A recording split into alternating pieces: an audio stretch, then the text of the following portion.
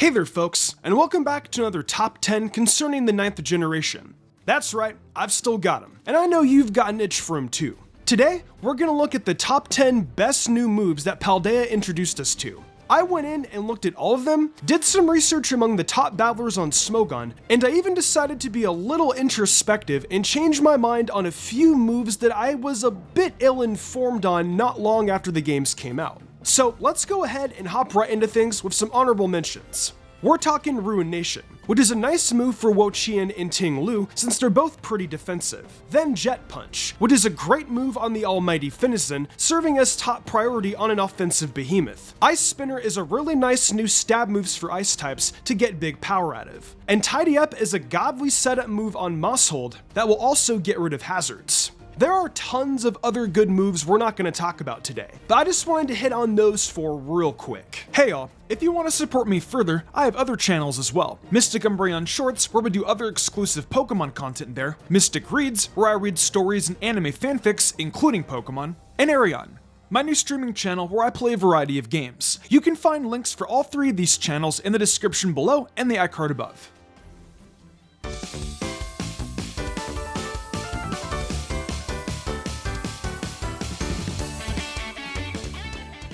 Let's get things led off with a trio of moves at the start of the video today: Torch Song, Aqua Step, and Flower Trick. These three moves are of course the signature moves of the starter Pokemon of Paldea, and as you could guess, they're all pretty solid. Game Freak has had a few generations in a row now giving their starter Pokemon exclusive moves, and this might be the best generation for that. All three moves are worth using, and for different reasons. Torch Song gives an already powerful Skeledirge the ability to consistently build up its special attack stat, which pairs well with an Unaware ability that won't allow opponents to set up themselves in an attempt to wall hits. The case for Flower Trick is very similar, as crits ignore any defense setup by Pokemon like Clodsire or Dondozo with Tatsugiri, and Flower Trick is always critting. It could really make the difference in a battle where things are starting to get out of hand. Then, with Aqua Step, well, remember, Quaquaval gets Moxie, and it's already a stab base 80 move, so having that boost to speed after every usage pretty much allows Quaquaval to turn into a snowballing sweeper as a battle goes on.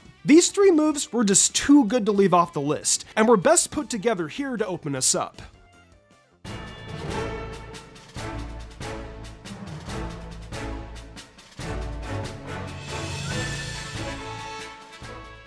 The next move is another one that may as well be a tie, but this time not between multiple moves, but instead between 18 different typings. We're talking Terra Blast here, which serves as really the only sequel to Hidden Power that we've gotten since that move was phased out. It's got 80 base power to start off with, and when Terra Stylize, it ends up being either physical or a special move depending on the higher stat on your Pokemon. It effectively works as being a stab move for any Terra Stylized Pokemon, even one that normally wouldn't have a move for its Terra type. It's just super versatile, available to almost every single Pokemon, and can make certain ones really good. Like for instance, Dragapult gets a lot out of Terra Blast if you have a Ghost Terra one. It'll finally have a truly viable physical Ghost type attack. There's plenty of other Pokemon that can reap the benefits of this new move, but even then, it being only in our 9th spot, this video proves that this generation introduced some real power.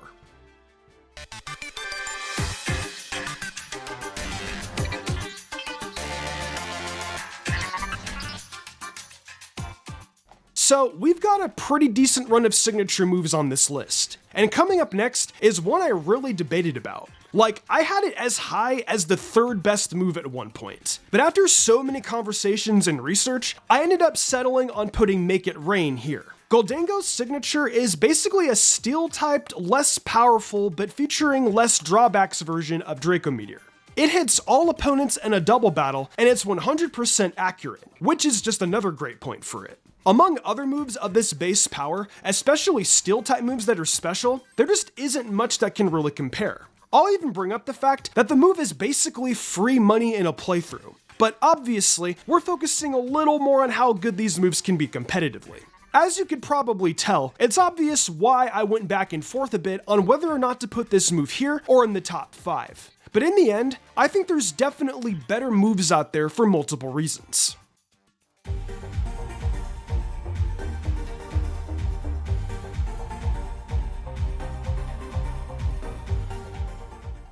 Next up, we have Population Bomb, used by everyone's favorite family of mice. If you recall earlier in the honorable mentions, I brought up Tidy Up, which is another signature move for this Pokemon, and it can be paired up nicely with the Population Bomb. Since it boosts attack and speed, you'll basically be in prime position to take advantage of a move that hits 10 times. Well, usually it'll hit 10 times, and holding the wide lens practically guarantees that it will. Oh, and Mosshold also has Technician for an ability. And considering the base power for Population Bomb is 20, you've got a move that with all the correct factors in place will end up probably one-shotting just about anything that isn't a ghost type. There are of course counters for using a move this good, but even then, this is just a real good one.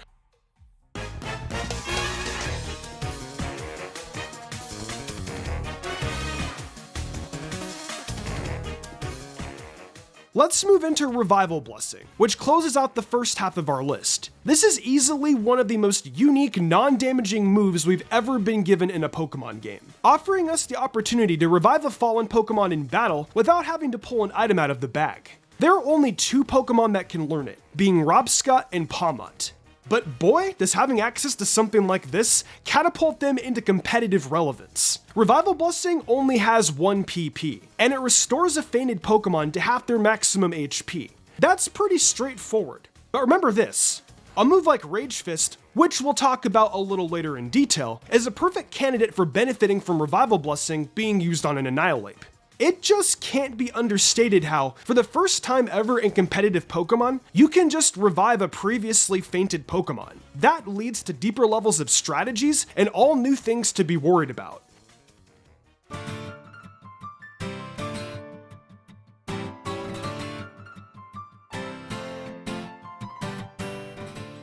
So I'm gonna keep this entry sort of short, as it involves me once again eating a bit of crow. I have in the past on this channel said that Glade Rush isn't a great move, but with how much time has since passed and the ability to really understand the mindset of some great creative players, I can confirm it's actually one of the best this generation gave us. It's pretty amazing to have a move with 120 base power and 100% accuracy, and you just don't end up locked into it like how you would with Outrage.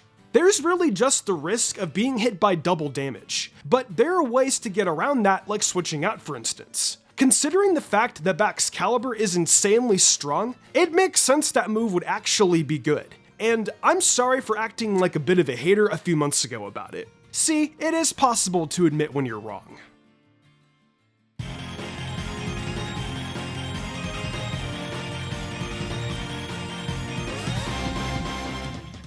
Salt Cure is coming up next here, the signature move of Garganicle and perhaps the new face of passive damage in Pokemon. It pairs well with the Burner Toxic, dealing 12% of a Pokemon's HP and damage during each turn, and for Waters and Steels, a whopping 25%. Those are 2 of the biggest weaknesses Garganicle faces, and being that it can serve as a wonderful wall that really helps in crippling some of the big answers for it. The most important part of this move though is what I first addressed. You can stack it with other status elements. Imagine you've got a Pokemon that's in the middle of dealing with serious poison, has Leech Seed set up on it, and then you pull out the Salt Cure. It's a total wrap for that thing. I hope Game Freak can come up with some other moves down the line that work in the same way as Salt Cure. It'd be cool to have a move like this that ends up doing some extra passive damage to, I don't know, bug and grass types for example. I don't know, just a thought.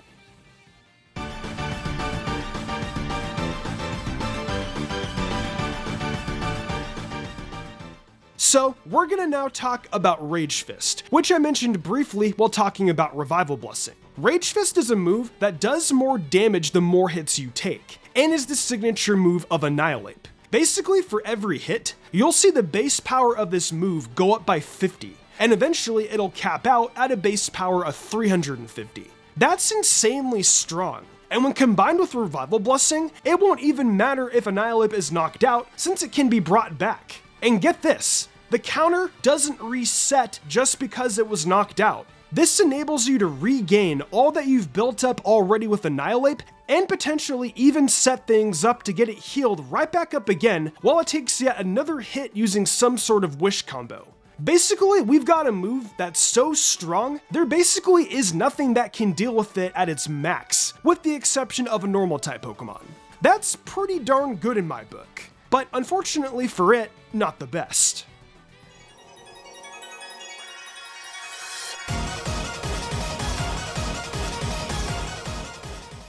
The penultimate spot of the video goes to the move Shedtail, which, much like Terra Blast, is kind of like a sequel move for something else, this time being Substitute. When you use Shedtail, for a price of half your Orthworm or Cyclozar's HP, you'll be able to set up a Substitute and then switch right into a different Pokemon immediately. That means your Pokemon is taking a free hit no matter what. And if you're using Orthworm to switch out, you've got a chance to start your next turn with that Substitute still up. However, the plan is of course to run Cyclozar, due to its access to Regenerator, making it a constantly shedding machine. It's pretty simple to say, but Shedtail is one of the best moves just because you're guaranteed to take a free hit, and that is important as all hell in competitive battling.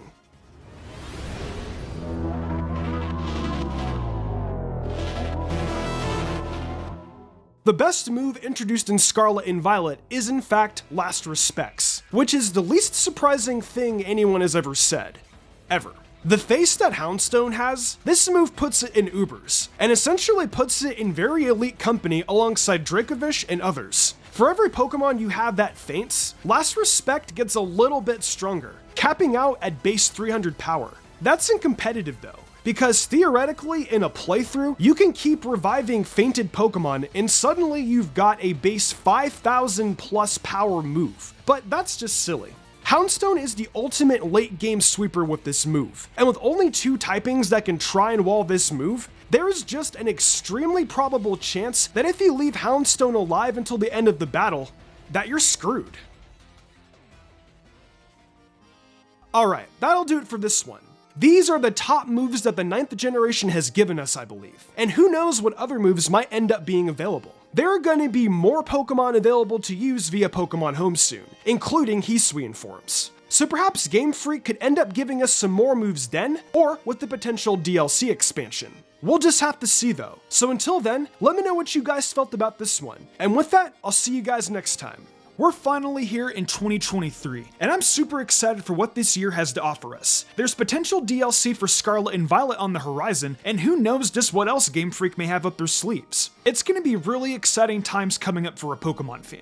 If you're interested in more Mystic content, check out my TikTok and Mystic Umbreon Shorts YouTube channel. I've got a really fun series starting up there very soon, and of course, have a weekly edition of my Should You Use series focusing on Pokemon in Scarlet and Violet. Also, if you're into fanfictions and what ifs, check out Mystic Reads. I offer a ton of creative spoken word content on there, so come join me. Thanks again for joining me today, and I'll see you all next time.